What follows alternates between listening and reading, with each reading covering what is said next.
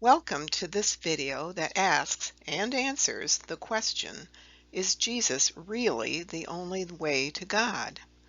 The answer I unveil is truly new and very different from anything you've ever heard before. We all want to go to heaven, but is Jesus really the one and only way to get there? How can you reconcile what the New Testament appears to say to the followers of Jesus with the concept of a loving God, meaning, how can God be loving if he sends all non-Christians to hell, in effect? This video is a new interpretation of the meaning of this only way verse that finally provides a logical and spiritual understanding of just what the way truly is, and provides an explanation of the depth of God's love for all of us on the planet, not just Christians. By the way, the artwork there, the Stairway to Heaven, is from the website that you see here and is rather reminiscent of Led Zeppelin. This is the origin of the Christian belief that Jesus is the only way or path to God, thus the basis of some Christians' belief that only Christians have a chance to get to heaven or be in the good graces of God.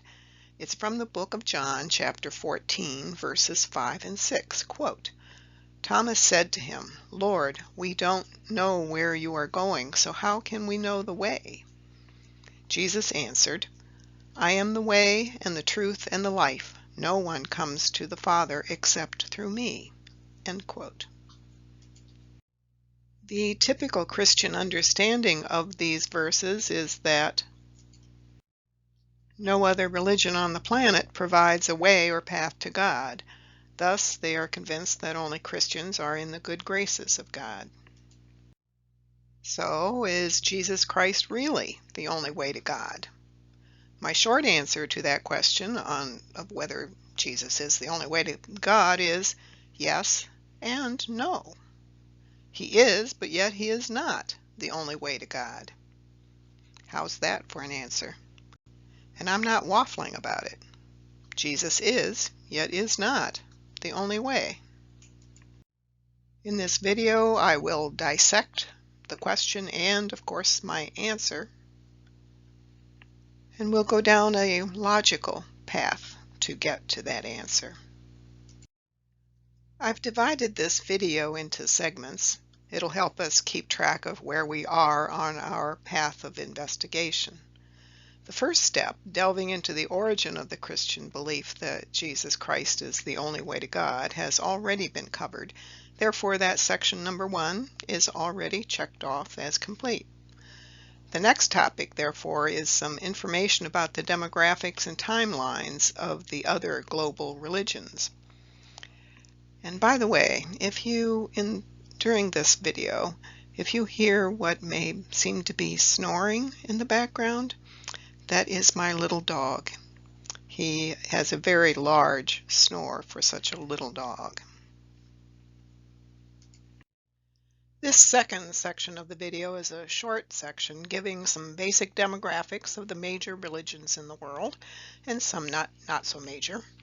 The word major here is meaning those with the largest number of adherents. This data is from a study by the Pew Research Center in the year 2015, a little over 5 years ago. The data is from their study, is in the pie graph here, is percentage of the world population of the major religions. And this is a quote from that study. Christians were the largest religious group in the world in 2015, making up nearly a third, 31% of the Earth's 7.4 billion people. Muslims were second with 1.8 billion people, or 24% of the global population, followed by religious nuns or unaffiliated. That's 16% of the world population. Hindus 15%, Buddhists 7%. Adherents of folk religions, Jews, and members of other religions make up smaller shares of the world's people. That's end quote. That 16% nuns or unaffiliated group is a bit surprising, yet I understand that this is the fastest growing segment of the demographics of world religions these days. And this bar graph is from that same study, and it shows the number of adherents for each of these faith groups in the year 2015. Note that the world population in 2015 was about 7.4 billion people. Christians are at 2.3 billion, Muslims 1.8 billion, unaffiliated, meaning nuns or no religious preference, 1.2 billion, Hindus at 1.1 billion, Buddhists half a billion, folk religions 0.4 billion total, and other religions such as the Baha'i faith, Jains, Sikhs, etc. are at 0.1 billion, which is 100 million combined, and Jews at 0.01 billion, which is about 10 million adherents in the world. So if it's true that people can only attain the pleasure of God through Jesus Christ and Him alone, this leads us to the question, does God only love Christians?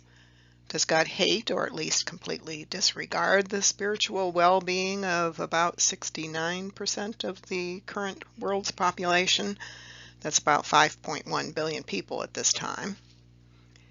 However, non-Christians are a much larger population if you include all the people who lived and died before Jesus ever lived, as well as those who have lived and died since the time of Jesus until now, some 2,000 years. So that means many, many more billions of people in total through the millennia were not followers of Jesus, thus, according to this way of thinking, are not loved by God. It seems bizarre to me that a loving God would discard or throw away billions of people from the past, present, and future just because they were or are not Christians.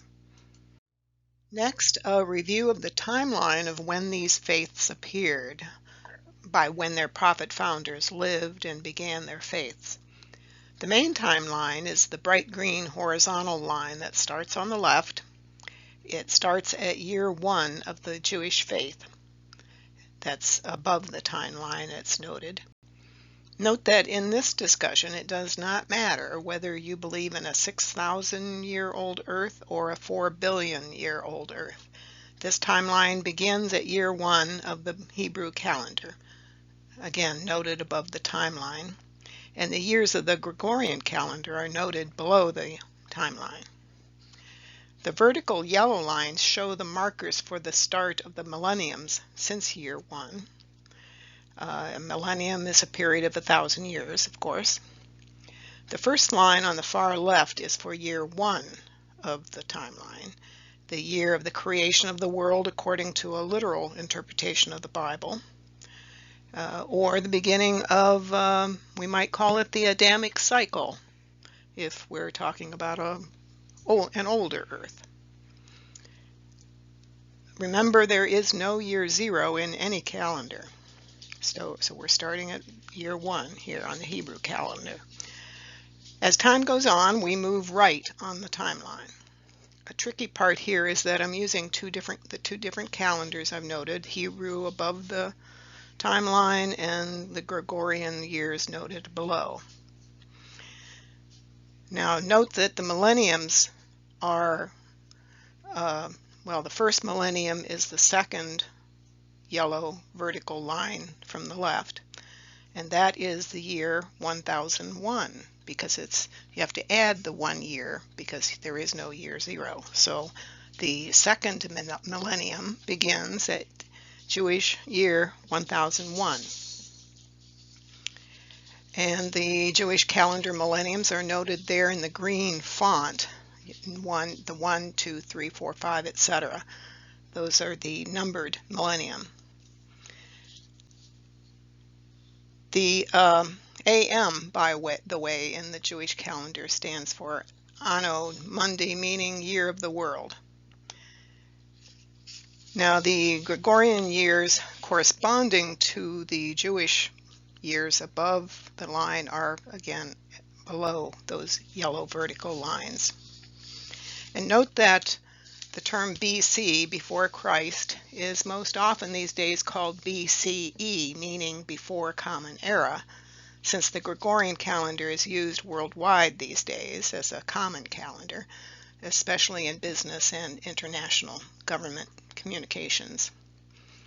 This is a simple graphic here, and I'll start with this threadbare 4-bit format and then build upon it. Now here I've added a "We Are Here" demarcation in orange font and lines to show where we are in the year 2021 Common Era, which is Jewish year 5781. And this video is being made in March of 2021, by the way. This shows exactly how close we are to the start of the 7th millennium, which begins in September of the year 2240 Common Era, just about 219 solar years from now, just around the corner in the scheme of things. Note at the top I've inserted the website called Rosetta Calendar, where one can easily convert dates between the Gregorian, Julian, and Hebrew calendars, if you're interested. Now I've added to this timeline God's schedule of sending his divine luminaries, otherwise known as prophets of God or manifestations of God, to humanity to shed his grace upon us and lead us to spiritual enlightenment progressively through the millennia. These major prophets of God include the following: Adam, on the far left. Yes, we are counting Adam as a prophet or manifestation of God. Adam appeared around the year 1 AM in the Jewish calendar, or 3761 BC in the Gregorian calendar. Next is Krishna of the Hindu faith. And note that I'll be giving the approximate years for each prophet in the upcoming in an upcoming slide, so you can kind of get more specific dates. Then after Krishna, Abraham follows, then Moses, Zoroaster, Buddha, Jesus, then Muhammad. Note that there is consistently around roughly a 500 to 1,000 year period between the appearance of each of these manifestations or prophets of God.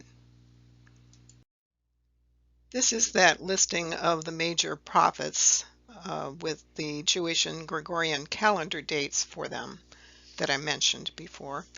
Some of these dates have a large range of dates. For instance, the date of Krishna is somewhere around 3200 to 3100 BC, and even that is not absolutely known.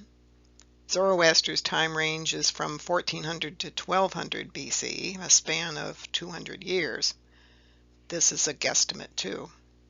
And for Jesus, I used the date of his crucifixion, since his 3.5-year ministry was in this time frame. For Muhammad, the year 622 Common Era was used, since that is considered the year of the beginning of his faith, Islam. Note that this is the year of the beginning of the Islamic calendar, thus it is year 1 in the Islamic calendar. In the right margin, I've inserted the approximate number of years between the advent of the prophets. For instance, between the appearance of Adam in year 1 of the Jewish calendar and the appearance of Krishna in the Asian continent was about 560 years, very approximate. Then there was about 1439 years between Krishna and Abraham. Although I think we need to recall that Noah appeared around the year 1042 in the Jewish calendar, which is about halfway between Krishna and Abraham. Note that last line at the bottom. This may surprise you, but the second advent of the Messiah to the Jews and the return of Christ occurred in the mid-1800 Common Era. The years of their advents, well, the Elijah figure and the Messiah are given here. The Elijah figure proclaimed his identity and station on May 23, 1844 Common Era. Then the Messiah declared his presence in April 1863. The Jewish calendar years for those dates are 5604 and 5623, respectively. This was the beginning of their faith, the Baha'i faith. They appeared 1,222 solar years, that's 1,260 lunar years, between when Muhammad appeared and the Elijah figure, called the Bab, arose and foretold the imminent appearance of the Messiah of the Second Advent, Baha'u'llah, which name means the glory of God in English. That graph I showed you before has been updated to reflect the appearances of these new persons, the Elijah figure and the Messiah of the Second Advent. They're in the bright pink font on the right side of the timeline. Now this pattern that you see on the timeline makes it very visible to see that God has continued his presence in the world through his sending these messengers to us roughly every 500 to 1,000 years or so, somewhere in the world, progressively through the millennia. It's important to know that nearly all the religions we've been speaking about speak of that religion being the way to God, sometimes even stating that their faith is the only way to God. So let's examine these claims. So we will be looking at references to the way to God in many of these faiths. From Hinduism and their main prophet Krishna, we have from their holy book, the Bhagavad Gita, this mention of the prophet being the way to God. Quote, I am Om, I am Rig Veda, Samaveda, Yajur Veda, the way, the fosterer, the Lord, the judge, the witness, the abode, the refuge house, the friend, the fountain, and the sea of life, which sends and swallows up, treasure of worlds and treasure chamber, seed and seed sower, whence endless harvests spring. Sun's heat is mine, heaven's rain is mine to grant or to withhold. Death am I, and immortal life I am. Arjuna, Sat and Asat, visible life and life invisible. End quote. To abbreviate it, Krishna said he was the way and the Lord, among other attributes of God. God provided the way to him through Abraham too, according to Genesis chapter 18, verses 18 and 19. Quote, Abraham will surely become a great and powerful nation, and all nations on earth will be blessed through him. For I have chosen him, Abraham, so that he will direct his children and his household after him to keep the way of the Lord, by doing what is right and just, so that the Lord will bring about for Abraham what he has promised him. End quote. So God says that Abraham is the way of the Lord. Now in regards to the duties of Moses, in Exodus chapter 18 verse 20, the father-in-law of Moses, Jethro, who was the priest of Midian, told Moses, quote, And you, Moses, shall teach them, the Hebrews, the statutes and the laws, and show them the way in which they must walk and the work they must do. End quote. Now it is a priest who is telling this to Moses, not God, but it seems apparent in the context of this chapter that God is working through Jethro to advise Moses how to conduct his duties as God's messenger to his people as their leader. Before receiving this advice from Jethro, Moses was attempting to do all the decision-making for the people down to rather mundane matters, thus overwhelming Moses, and things were a mess. Nowadays, we would call that micromanaging, which is not a good way to lead others. Instead, Jethro was giving Moses guidance, and thus guiding the Hebrews, how to set up the pattern of leadership in their society that would be sustainable after Moses died. In effect, This advice was the way for the Hebrews to follow the laws and rules set up by Moses, thus following the way of God. Now from Buddhism, we have the Dhammapada, the sayings of Buddha, wherein this quote is found. This indeed is the way, there is no other, for the purification of one's vision. Follow this way. End quote. Note how it specifically mentions that there is no other way for this purification than following the guidance of Buddha. So Buddha said that he is the only way too. Then I put this from Jesus again, just as a reminder here, what he said. Jesus saith unto him, I am the way, the truth, and the life. No man cometh unto the Father but by me. Then there's the way according to Muhammad, from the Quran in Surah or chapter 5, quote, There has come to you from a God a light and a perspicuous book. God guides thereby those who follow his pleasure to the way of peace and brings them into a right way. End quote. So Muhammad told his followers that his book, the Quran, also provided the path to peace and the way to God. Then there's this description of the way to God as written by Baha'u'llah, the new Messiah of the latter days, from his book, one of many books, titled The Tablets of Baha'u'llah, and that's a part of the sacred writings of the Baha'i faith.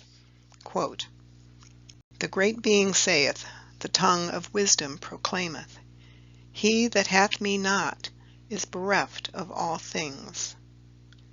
Turn ye away from all that is on earth, and seek none else but me. I am the sun of wisdom and the ocean of knowledge. I cheer the faint and revive the dead.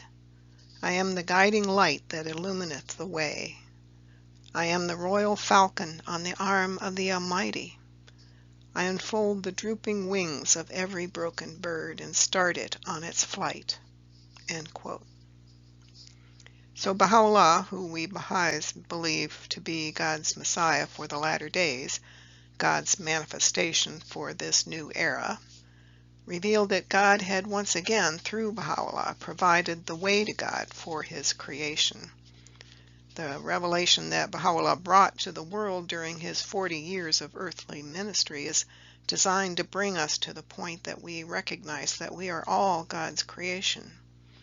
And since he is the return of the Christ, the Messiah, the first advent, that is, he's the return of the Spirit, and not the body of Jesus, Baha'u'llah is the way to God by virtue of his being the Messiah. And another quote about the way by Baha'u'llah, quote, Follow ye the way of the Lord, and walk not in the footsteps of them that are sunk in heedlessness. Well is it with the slumberer who is stirred by the breeze of God, and ariseth from amongst the dead, directing his steps towards the way of the Lord. Verily such a man is regarded in the sight of God, the true one, as a jewel amongst men, and is reckoned with the blissful. End quote. These sacred verses from multiple faiths of God have demonstrated that their prophets all provide the way to God appropriate to the time, place, and people to which that prophet was sent to elevate their spiritual condition. And they further demonstrate that God has always loved all his creation by sending his prophets in all areas of the world. Note that Baha'u'llah, prophet founder of the Baha'i faith, tells us that there were many other prophets or manifestations of God who God has sent in the past who have been lost to the record. We do not even know their names, and there will be more of them in the future. But, just FYI, not for another 850 years or so after Baha'u'llah. Next, I'll introduce a special symbol. This symbol is from the Baha'i faith. And this symbol explains all about God's relationship to humanity and where all those prophets he has sent, including Jesus, fit into God's plan for us, his creation. And if you think it's really odd to say a symbol will explain it, well, it really will. Just hold on and watch it. To reveal how both these answers, yes and no, to that question about whether Jesus is the only way to God or not, how they can both be true, we must begin with an explanation of the relationship of God, the Creator, to humanity, us, his creation. This is the symbol I'm going to use to explain all of us humans, relationship to God. I kind of think of it as the Baha'i Faith's version of the Christian Trinity, but that's just me, not at all something other Baha'is may think. This symbol has several meanings, but I'm only going to explain one of them here. The other meanings explain some of the calligraphy more elaborately, but those explanations are too much for our purpose here.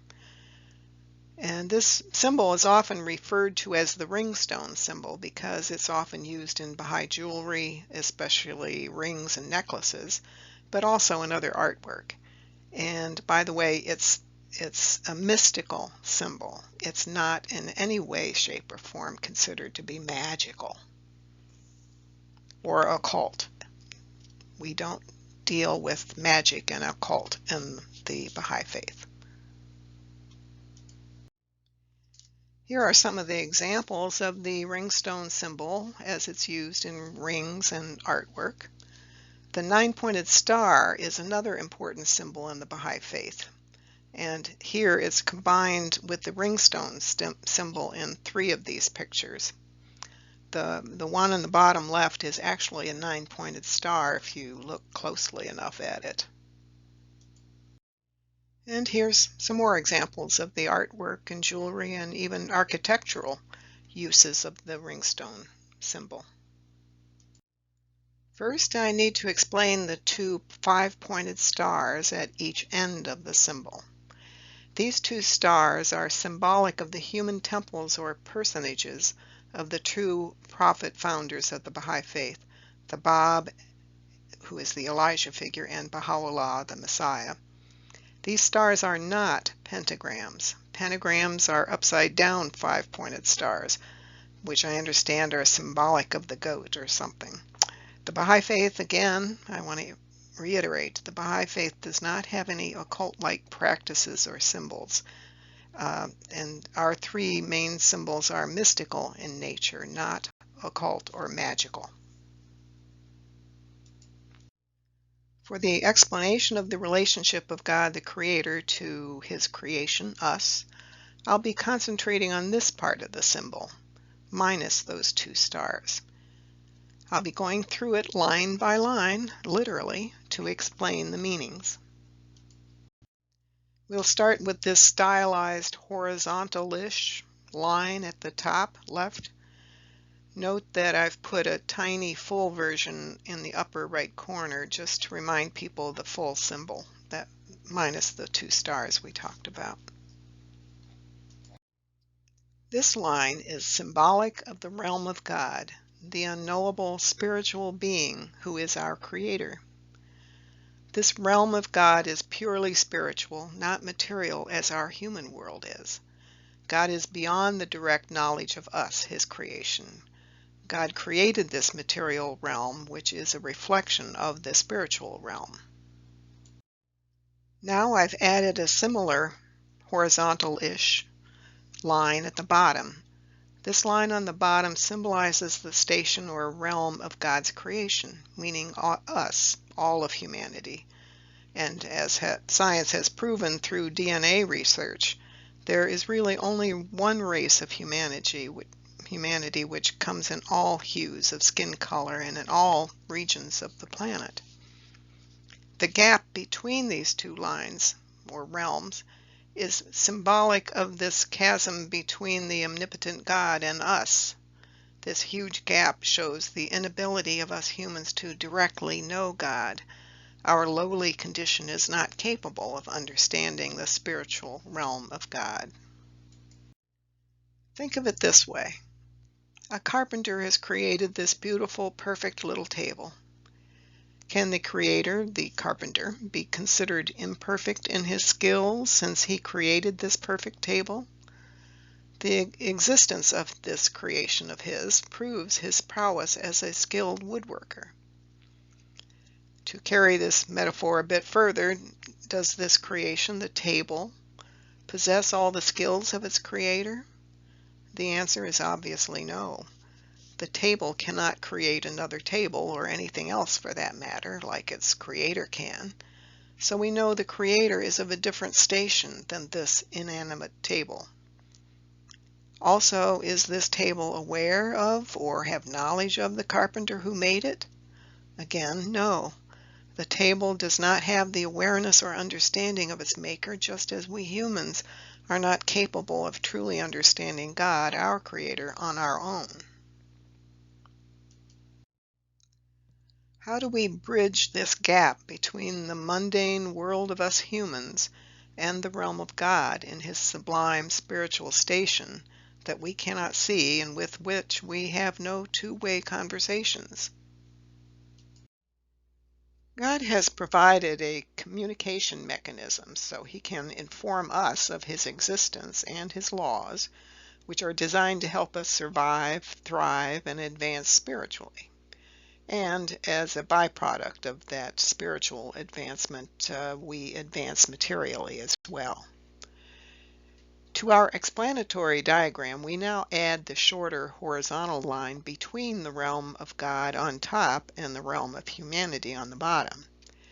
This line, highlighted in a green oval, is symbolic of the station of all the manifestations of God, also known as prophets of God, that God has sent to us over the ages and will continue to do so into the future to guide us in His laws and ways.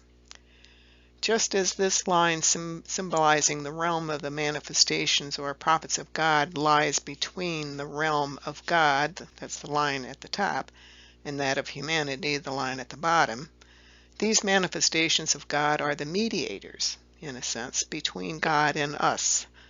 They are our means of communication with God. We humans have no way of truly learning about God except through these divine teachers.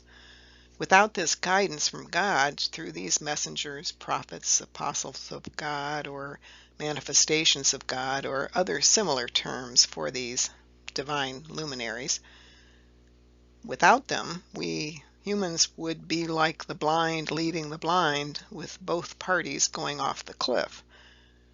By the way, that saying is from Matthew chapter 15, verse 14.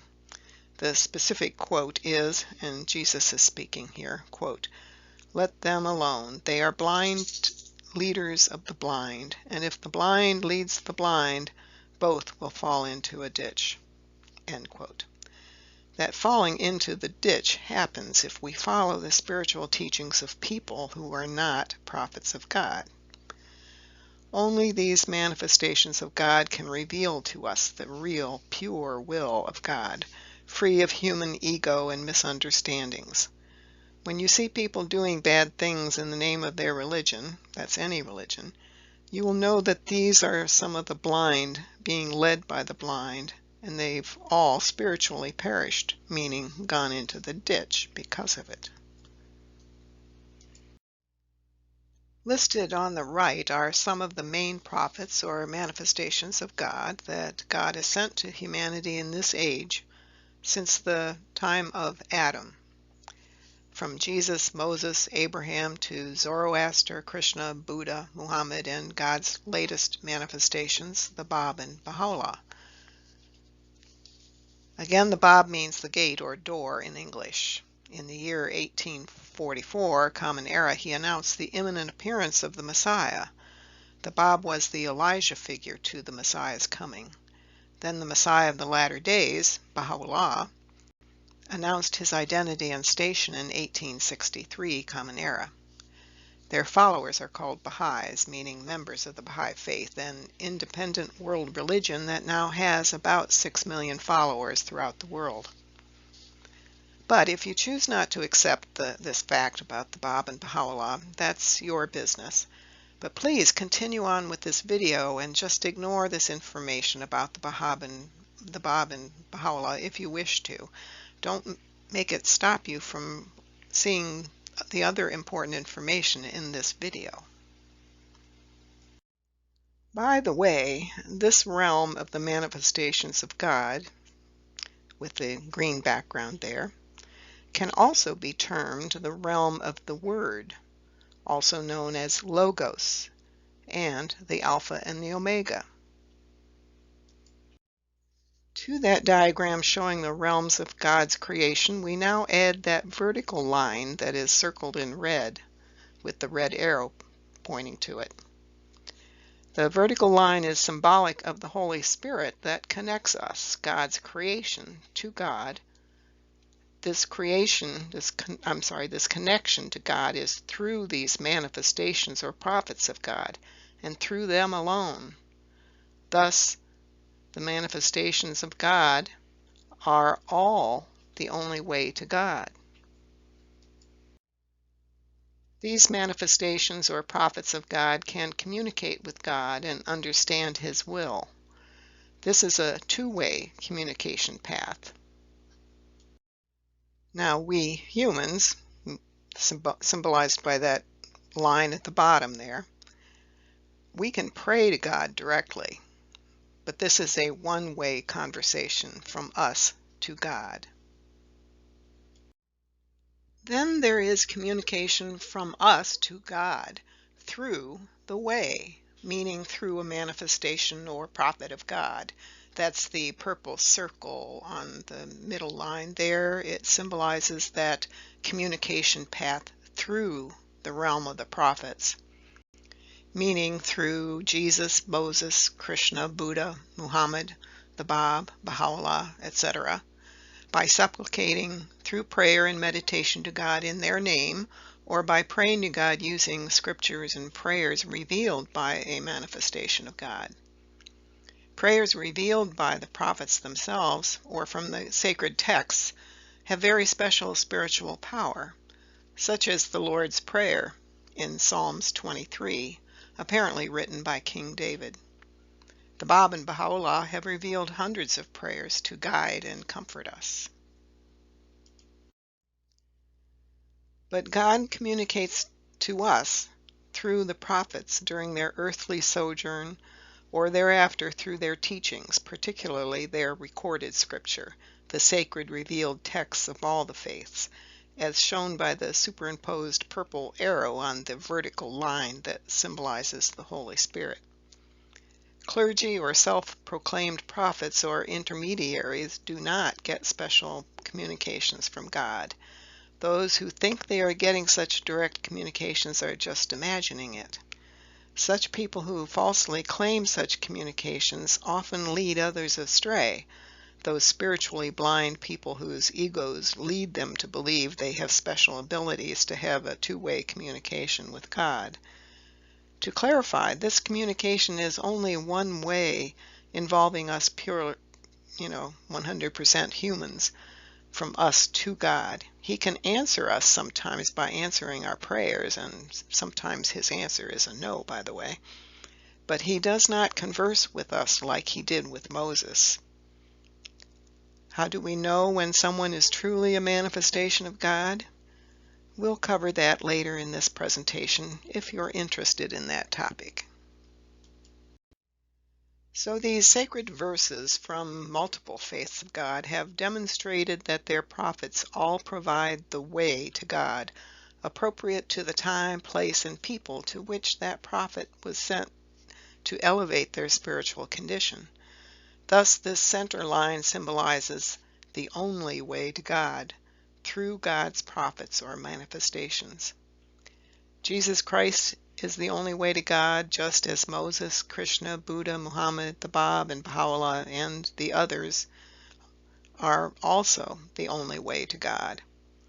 Then, of course, Baha'u'llah is the Christ Spirit returned in the station of the Father. Thus, Baha'u'llah, as the returned Christ, is the only way for this new era in the spiritual education of humankind. The next 3 or 4 slides, I'm going to give some information about finding out more about the Baha'i faith if you wish to do so, and another video or 2 of mine. But after that, we have a lot more to talk about having to do with the station of Jesus and what a manifestation of God really is. So bear with me now for a few slides, or advance the video past this to move on. So if you'd like to know more about the Baha'i Faith, here are some websites. The top one is www.baha'i.org. That's an international official website for those seeking information about the faith. Under that is Baha'i.us. That's the USA official website for seekers. Below that is the free access to the sacred and authoritative texts and some other publications by the worldwide Baha'i community. And at the bottom there, Baha'iBookstore.com is the official bookstore for the USA. It also sells music and videos and some other items. There are 2 videos on YouTube that may be of interest to you to learn more about the 2 prophet founders of the Baha'i Faith. The top one here, named The Prisoner of Akka, is 30 minutes in length. It's professionally produced, so it's much easier to watch than my crude videos here. Go to YouTube at youtube.com and enter the channel name Baha'i Vision, as you see there in the YouTube search box to get to their channel, Baha'i Vision. The video at the bottom is titled The Gate, Dawn of the Baha'i Faith. This is a documentary about the Bab. It's about an hour in length, and it too is professionally produced. Both videos are very worthwhile, even if you never pursue learning more about the faith. They're just interesting from a historical perspective. If you doubt the legitimacy of Muhammad being included here as a prophet or manifestation of God, please see my video titled The Prophet Muhammad Foretold in the Bible, which explains in detail how the Bible foretells the coming of Islam in numerous Old and New Testament prophecies, and the appearance of Muhammad himself as a prophet of God foretold quite explicitly in both Deuteronomy and in the book of Revelation. To see my video about Muhammad being a prophet of God and my other videos about Bible prophecy fulfillment, go to YouTube, youtube.com, and into the search box, enter my channel name, which is given there on the slide, Integral Destiny 9, no spaces between the letters, and with the numeral 9 at the end, and look for the titles there. So now you have my answer to the original question posed at the beginning of this video. Is Jesus Christ really the only way to God? My answer was yes and no. You may or may not be in total agreement with my rationale. I've included some other arguments for my case in the remainder of the video, should you be interested. Section 5, I'll explain what a prophet or manifestation of God is and what he is not. Section 6 will address, is Jesus and even the other prophets of God, are they God himself? And in section 7 we'll talk about, on the other hand. This section is just to clarify the realm of the manifestations of God, otherwise known as prophets with a capital P, to differentiate them from the minor prophets on par with Isaiah, Daniel, Ezekiel, and the like. Prophets with a capital P include Abraham, Moses, Buddha, Krishna, Zoroaster, Jesus, Muhammad, the Bab, Baha'u'llah.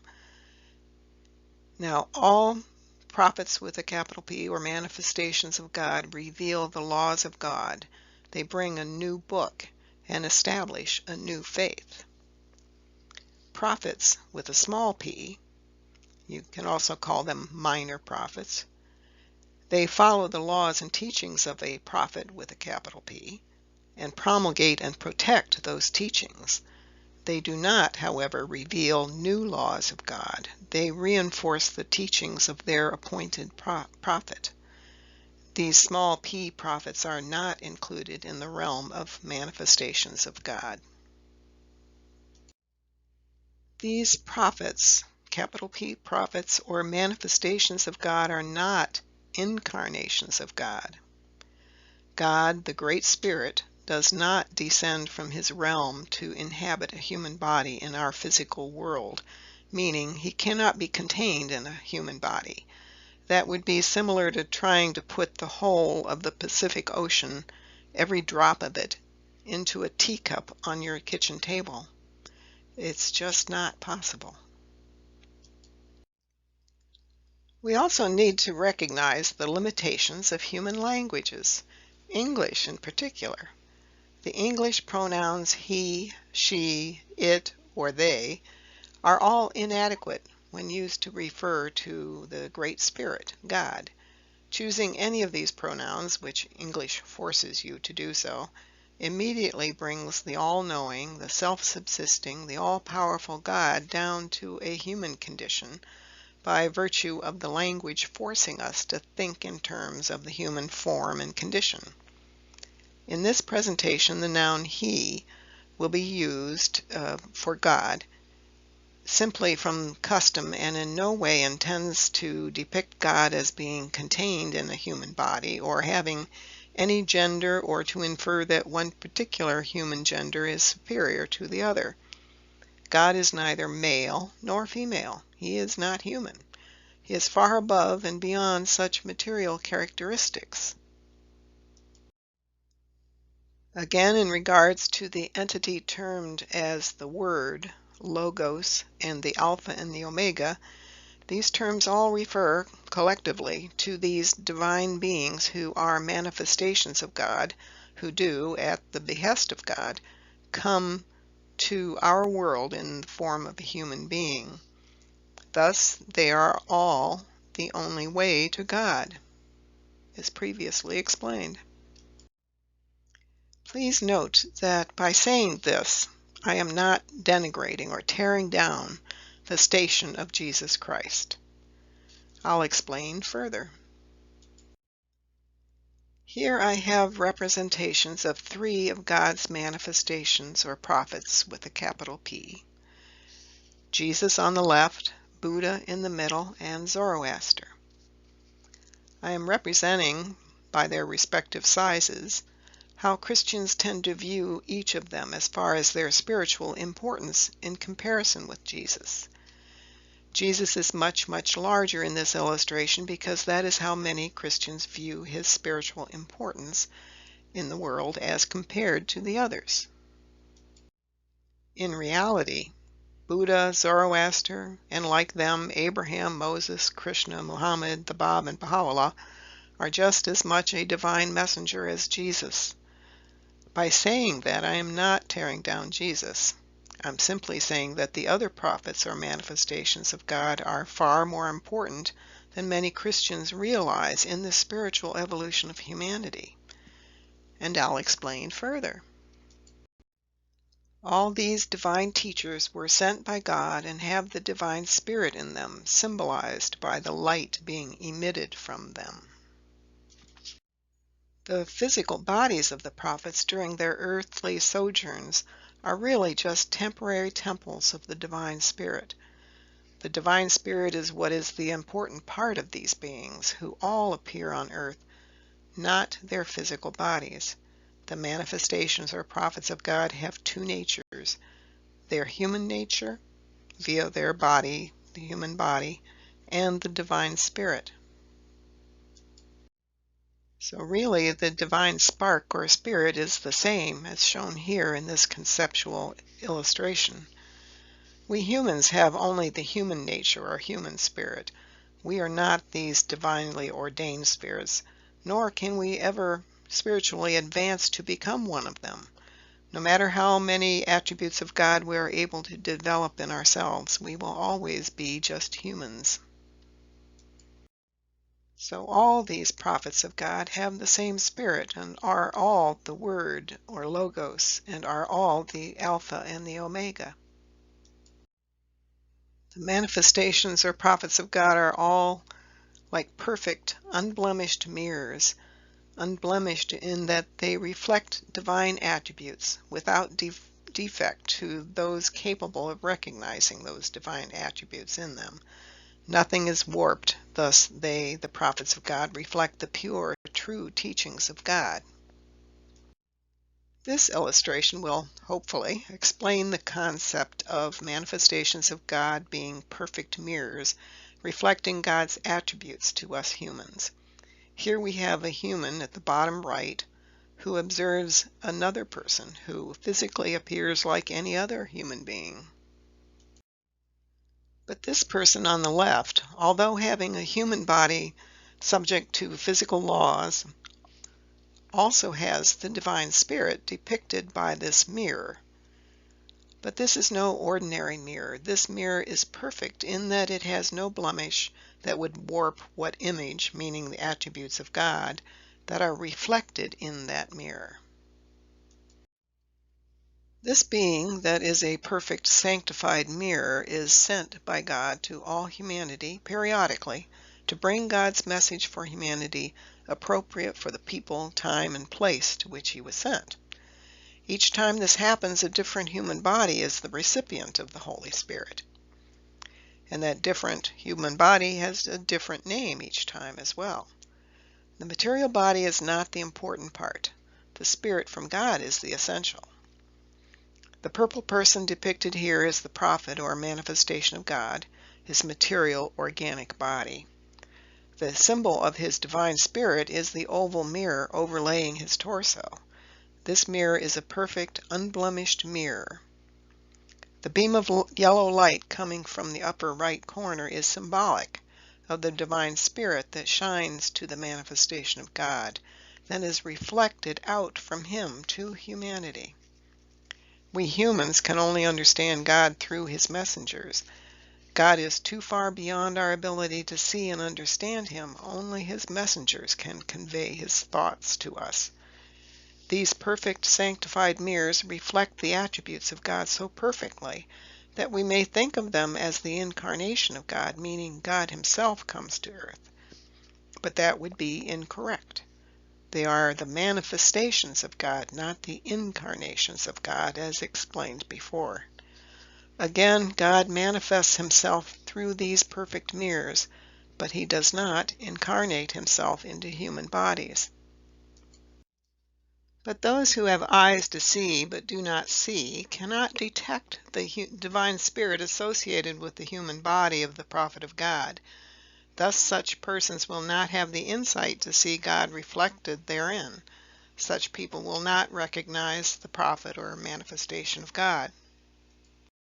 Usually when a prophet of God appears in our physical world, clouds get between us humans and the perfect mirror that prevents us from seeing the divine spirit in this being.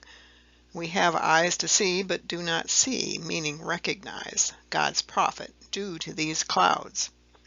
Only people who have spiritual insight will see the divine nature of the prophet of God.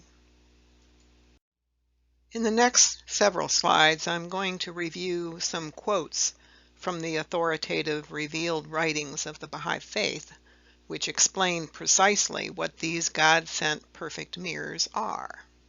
Quote, "As to the holy manifestations of God, they are the focal points where the signs, tokens, and perfections of that sacred, pre-existent reality appear in all their splendor. They are an eternal grace, a heavenly glory, and on them dependeth the everlasting life of humankind. To illustrate, the Sun of Truth dwelleth in a sky to which no soul hath any access, and which no mind can reach, and he is far beyond the comprehension of all the creatures. Yet the holy manifestations of God are even as a looking-glass, burnished and without stain, which gathereth streams of light out of that sun, and then scattereth the glory over the rest of creation. In that polished surface, the sun, with all its majesty, standeth clearly revealed." End quote. These manifestations of God are unblemished, sanctified mirrors, are also described by Baha'u'llah in his book, Gleanings from the Writings of Baha'u'llah, as sanctified mirrors. Quote, "These sanctified mirrors, these day springs of ancient glory, are, one and all, the exponents on earth of Him who is the central orb of the universe, its essence and ultimate purpose. From Him proceed their knowledge and power. From Him is derived their sovereignty. The beauty of their countenance is but a reflection of His image, and their revelation a sign of His deathless glory. They are the treasuries of divine knowledge and the repositories of celestial wisdom. Through them is transmitted a grace that is infinite, and by them is revealed the light that can never fade. These tabernacles of holiness, these primal mirrors which reflect the light of unfading glory, are but expressions of Him who is the invisible of the invisibles. By the revelation of these gems of divine virtue, all the names and attributes of God, such as knowledge and power, sovereignty and dominion, mercy and wisdom, glory, bounty, and grace, are made manifest." End quote. The authorized writings of the Baha'i Faith continue to explain exactly who these divine manifestations are in a book titled The Promulgation of Universal Peace, written by Abdu'l-Baha. Quote, "The divine manifestations, since the day of Adam, have striven to unite humanity so that all may be accounted as one soul. The function and purpose of a shepherd is to gather and not disperse his flock. The prophets of God have been divine shepherds of humanity. They have established a bond of love and unity among mankind, made scattered peoples one nation and wandering tribes a mighty kingdom. They have laid the foundation of the oneness of God and summoned all to universal peace. All these holy divine manifestations are one. They have served one God, promulgated the same truth, founded the same institutions, and reflected the same light. Their appearances have been successive and correlated. Each one has announced and extolled the one who was to follow, and all laid the foundation of reality. They summoned and invited the people to love and made the human world a mirror of the Word of God. Therefore, the divine religions they established have one foundation. Their teachings, proofs, and evidences are one. In name and form they differ, but in reality they agree and are the same. These holy manifestations have been as the coming of springtime in the world. Although the springtime of this year is designated by another name according to the changing calendar, yet as regards its life and quickening, it is the same as the springtime of last year. For each spring is the time of a new creation, the effects, bestowals, perfections, and life-giving forces of which are the same as those of the former vernal seasons, although the names are many and various. This is 1912. Last year was 1911, and so on. But in fundamental reality, no difference is apparent. The sun is one, but the dawning points of the sun are numerous and changing. The ocean is one body of water, but different parts of it have particular designations: Atlantic, Pacific, Mediterranean, Antarctic, etc. If we consider the names, there is differentiation, but the water, the ocean itself, is one reality." End quote. And here, literally, is the bumper sticker version of that quote. "There is one light, but many lamps," meaning prophets of God, "that this light comes through to spiritually illuminate the world." You can order this bumper sticker, by the way, through the websites given at the bottom of this slide. Here is yet another way to look at these perfect mirrors, the manifestations of God. We will start this explanation with these two twin humans. They are genetically identical and have exactly the same IQ, went to the same schools, and have the same advanced degrees along with degrees in education. They both are teachers and are fully capable of educating students in advanced degree programs. One of the twins becomes a math teacher in an elementary school at the 6th grade level. His students are usually 11 or 12 years old. The other twin is a professor at a local college and teaches advanced mathematics to his students. Now remember, both teachers are equally intelligent, educated, and both are capable of teaching the college level course. So what are the limiting factors to the knowledge that these teachers of absolutely equal abilities are able to teach to their diverse student groups? Of course, the students themselves are the limiting factors that will determine what kind and depth of knowledge will be taught to them by these equally knowledgeable teachers.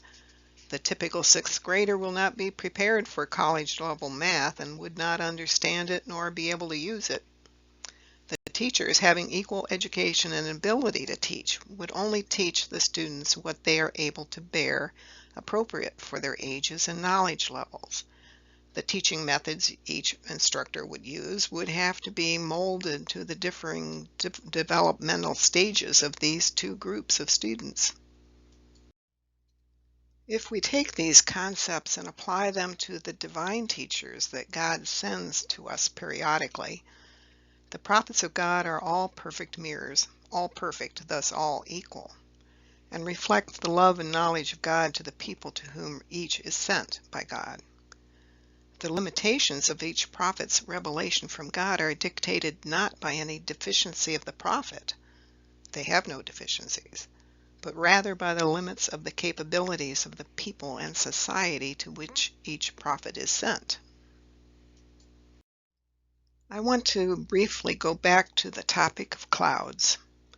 The Bible speaks about the Messiah coming on or with heavenly clouds. Note heavenly clouds, not earthly clouds. Such clouds are barriers to the recognition of a prophet when one appears amongst humanity, and are symbolized in sacred texts by the use of the term clouds. Literal clouds get between us on earth and the sun, which results in the obscuring of the sun. Clouds are water vapor. When that water vapor is at ground level, it's called fog, which severely restricts our ability to find our way in the world. So spiritually, clouds are anything that prevent our recognizing God's messengers. Such symbolic clouds include that the prophet has a human body. He eats, sleeps, and has all human bodily functions. He is subject to the laws of physics, except perhaps in a few events that are not commonplace for the prophet to do. He's capable perhaps of negating the laws of physics, but it's not something they do routinely. He bleeds when injured, and his human body will die. His divine spirit, however, does not die. Some other examples of these clouds include, but are not limited to, the following. When the prophet does not literally fulfill some prophecies. For example, Jesus was not the worldly king expected by the Jews. Thus most Jews did not accept him as their Messiah. Thus this misreading of prophecies was a cloud that interfered with people seeing or recognizing the Messiah. He is poor and powerless, or alternatively, he comes from wealth or royalty. People tend to want a prophet of God to be powerful, to be able to be physically powerful too. Jesus, not being a powerful worldly king, hid his having the invisible spiritual power. Buddha was born to nobility and wealth, It was only after he assumed a life apart from his background of wealth and position that his spirit became apparent to his followers. He brings new laws and/or changes some old laws contrary to prevailing traditions and practices. Jesus was scorned for not following the laws of the Sabbath when he instructed his followers to gather food on a Sabbath day. Moses struggled constantly with those who practiced idolatry. Muhammad was also repudiated by the people for preaching that there's only one God and against idolatry.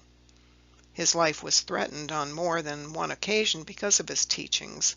That's why he had to form an army to defend his followers and faith from its violent enemies who did not understand that his teachings were from the one and only God.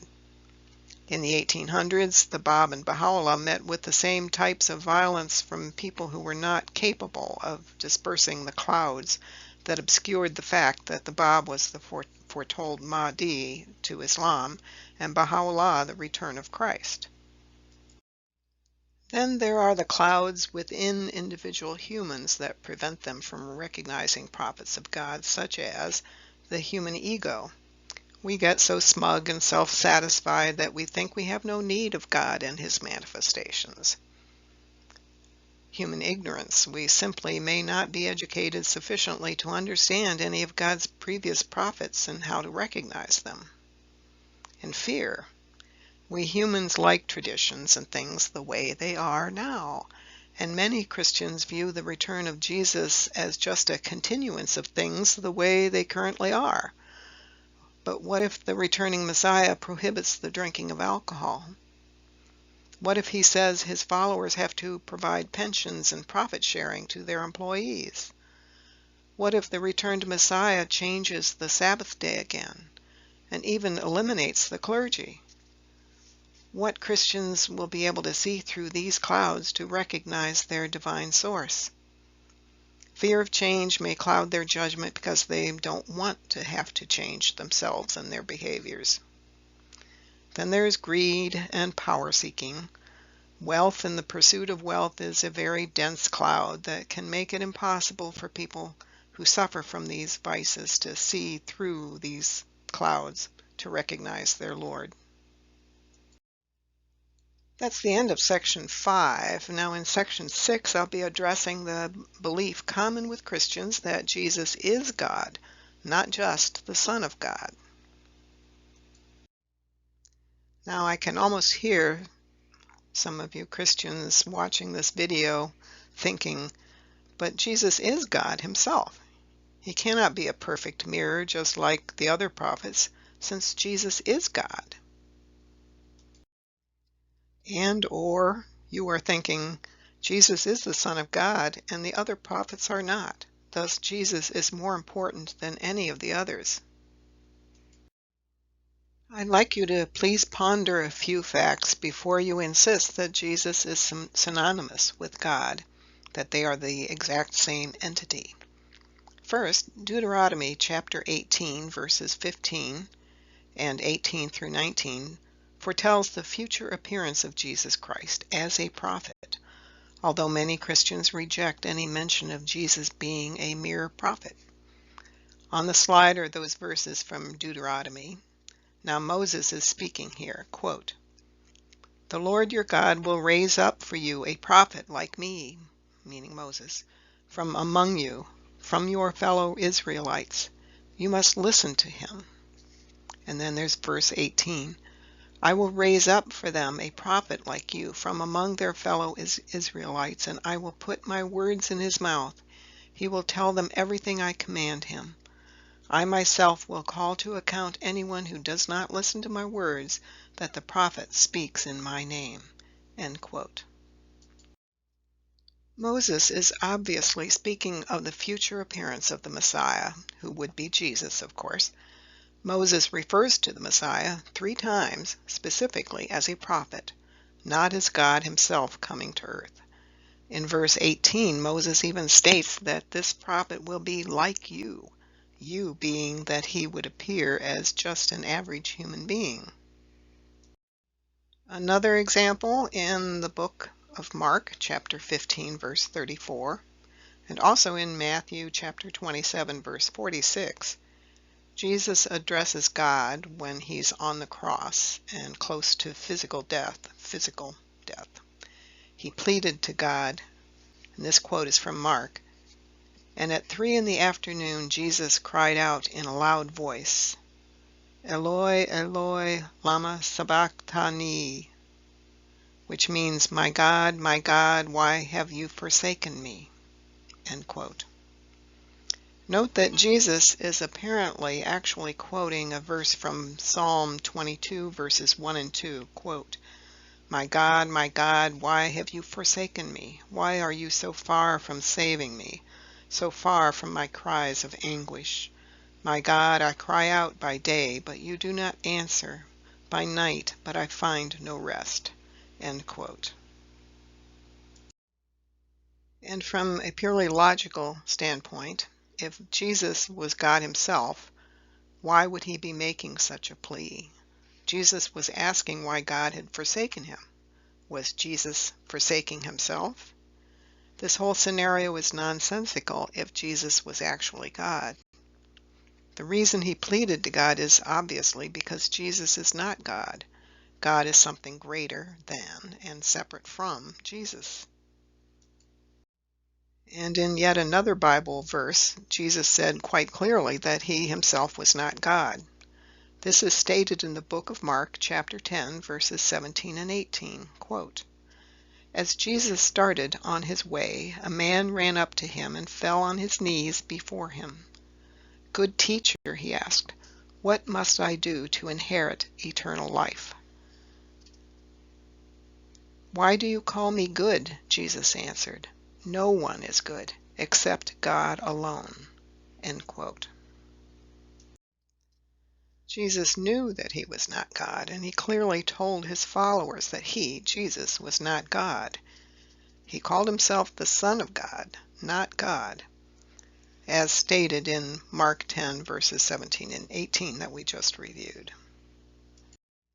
If we go back to that slide about the perfect mirrors, those manifestations of God that God periodically sends to us, remember how I mentioned that God's attributes are reflected in those perfect mirrors to us humans. So we see, so to speak, God in those manifestations. Some people then get confused that what they are seeing or recognizing is the actual God inside the human body, an incarnation of God rather than that it's a reflection of God's attributes.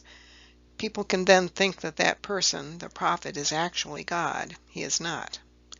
Rather, the manifestation is an image of God, like seeing God in a mirror, hence this analogy of the perfect mirrors. Jesus Christ is actually referred to as the image of God in 2 Corinthians chapter 4, verses 3 and 4, quote, "And even if our gospel is veiled, it is veiled to those who are perishing. The God of this age has blinded the minds of unbelievers so that they cannot see the light of the gospel that displays the glory of Christ, who is the image of God." End quote. The image of something means it's not the real object, but rather just a reflection or model of the original, literally or figuratively. So this verse is actually saying that Jesus Christ is not God himself, but rather an image or reflection of God, just like an image found in a mirror, the perfect sanctified mirrors we discussed earlier.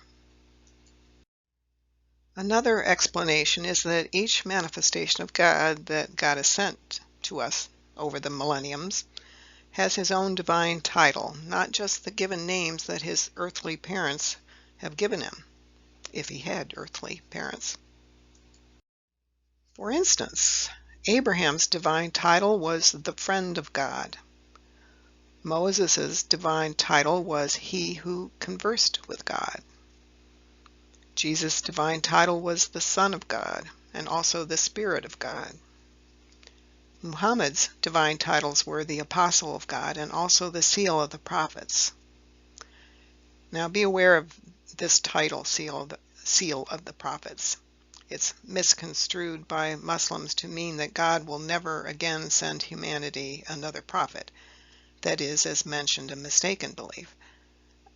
Remember our talk of the major prophets with a capital P and of the minor prophets such as Daniel, Isaiah, Jeremiah, and the like? It is the second type, the minor prophets like Daniel and Isaiah, that God will no longer send to us.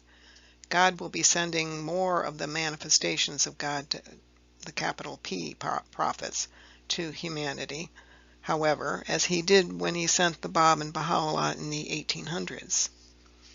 The Bab, his divine title is the Gate of God, and also the Exalted One, among some other titles. Baha'u'llah's divine titles include the Glory of God, which is what Baha'u'llah means in English, and also the Lord of Hosts, the King of Kings, the Ancient Beauty, and several others. Now God changed Abraham's name from Abram to Abraham too. Where did I get this from? Jesus told us his title, the Son of God. Muhammad tells us his. The Bab revealed his own divine title, as did Baha'u'llah. Baha'u'llah, as the Messiah of the latter days, has explained all this too, including Abraham and Moses' divine titles. Note that Baha'u'llah and the Bab, the prophets of the Baha'i faith, confirm that Jesus did indeed come from an immaculate conception, something a lot of Christians don't even believe any longer. But Jesus' immaculate conception is not what makes him special. After all, Adam and Melchizedek, that's from Hebrews 7 verse 3, had neither father nor mother, according to the Bible. Does their not having father or mother then make Adam and Melchizedek 2 times more important than Jesus by that measure? Obviously, immaculate conceptions are not the determinant of a prophet actually being God, since none of them are God himself. The next few slides are a quote from the writings of the Baha'i faith from Baha'u'llah, who we believe is the Messiah for this new era, on the topic of God's prophets that he sends to us for our spiritual education. Quote, "It is clear and evident to thee that all the prophets are the temples of the cause of God, who have appeared clothed in diverse attire. If thou wilt observe with discriminating eyes, thou wilt behold them all abiding in the same tabernacle, soaring in the same heaven, seated upon the same throne, uttering the same speech, and proclaiming the same faith. Such is the unity of those essences of being, those luminaries of infinite and immeasurable splendor. Wherefore should one of these manifestations of holiness proclaim, saying, I am the return of all the prophets? He verily speaketh the truth.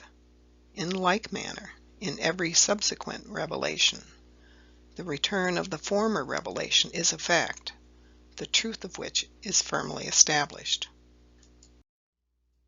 The other station is the station of distinction, and pertaineth to the world of creation and to the limitations thereof. In this respect, each manifestation of God hath a distinct individuality, a definitely prescribed mission, a predestined revelation, and specially designated limitations. Each one of them is known by a different name, is characterized by a special attribute, fulfills a definite mission, and is entrusted with a particular revelation. Even as he saith, some of the apostles we have caused to excel the others. To some God hath spoken, some he hath raised and exalted, and to Jesus, Son of Mary, we gave manifest signs, and we strengthened him with the Holy Spirit." End quote. So Jesus was a perfect mirror sent by God. His revelation was given a booster shot from the Holy Spirit in order to fulfill a definite mission, and is entrusted with a particular revelation. Just a reminder via this timeline, which shows God's major prophets that he's sent to us periodically through the millennia, including his latest, Bab and Baha'u'llah. God has loved all of humanity, which is why all these manifestations of God have appeared amongst us, all over the world, to all its peoples. On the other hand, now that I've made the argument that the manifestations of God are not God incarnate, meaning God occupying a human body, I'll now argue that all manifestations of God can yet be God. It's all in our, humanity's, perceptions, of course. If we go back to that slide about the perfect mirrors again, those of us humans who can detect the divinity of a manifestation of God will see God in them. Thus, they are God to us. An example here. Just like the ambassador of a country represents his government, nation A in this case, in another nation, nation B, that's the ambassador there in nation B with an A on his body, the people of nation B sees him or her as speaking for nation A. Thus, nation B considers the ambassador of nation A as being the embodiment of nation A. When God sends his manifestation to a people, in effect, that manifestation is God to that people, an ambassador from God.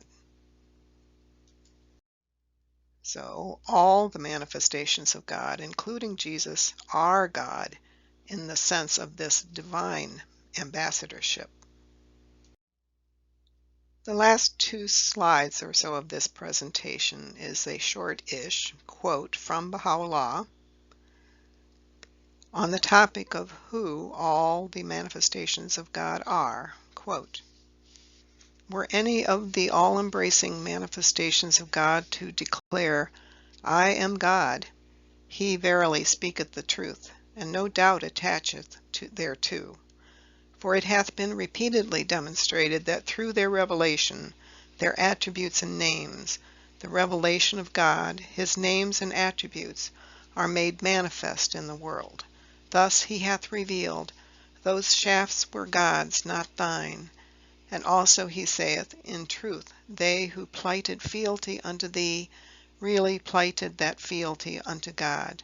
And were any of them to voice the utterance, I am the messenger of God, he also speaketh the truth, the indubitable truth."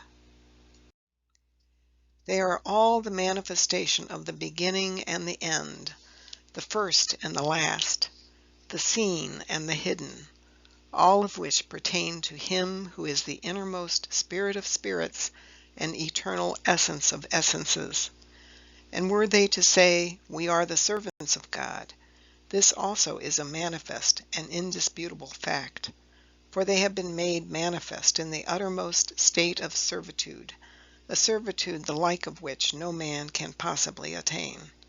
Thus, in moments in which these essences of being were deep immersed beneath the oceans of ancient and everlasting holiness, or when they soared to the loftiest summits of divine mysteries, they claimed their utterances to be the voice of divinity, the call of God himself.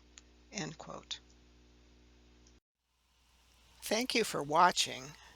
Please note that this production is not an official production of the Baha'i Faith community. It was written, produced, and narrated by me alone. Contact me at that email address if you have any questions. All copyright protections are claimed. Do not change any information, slide, diagram, or narration without my permission.